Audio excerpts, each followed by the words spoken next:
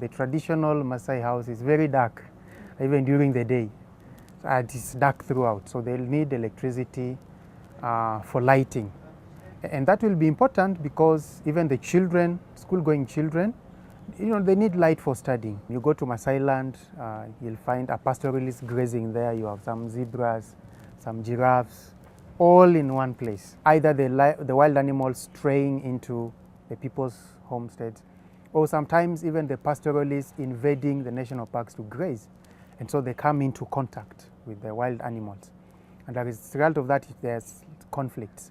One of the solutions we've been trying out is what we are calling a solar predator deterrent lighting system. It is purely run on solar, direct current. It is LED. The reason for that is also to make it cheaper, because LED is slightly cheaper and uses very little power. But the idea behind it is the lights blink at night. Now, to an animal, it creates an impression of either people who are moving around, at least people are awake. But more importantly, lighting kind of interfere with the night vision. Okay, so wild animals tend to avoid some of that light. It interferes with the night vision.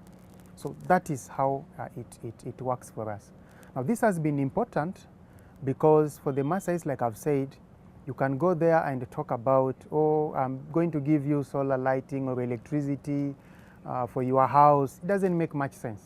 But if you touch on the livestock, which is of real value to them, then you catch their attention. So they make a contribution for the house lighting. We make a contribution for the deterrent lighting system. And in that, there's kind of a partnership that we are doing with them.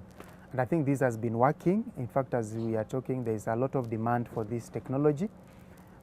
Again, like I said, it's also a bit of sensitization and awareness. They're just realizing how they can also use some of this renewable energy technology to make life better for themselves. And I think they are liking it.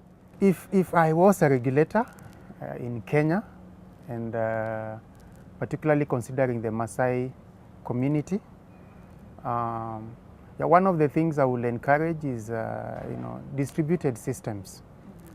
It will be more applicable there because the land is vast, and sometimes you find a distance from one house to another is quite long. So as we think of grid electricity, I will first of all give a priority to the distributed systems. And in this case, we could have, for instance, just solar panels. We may start from there.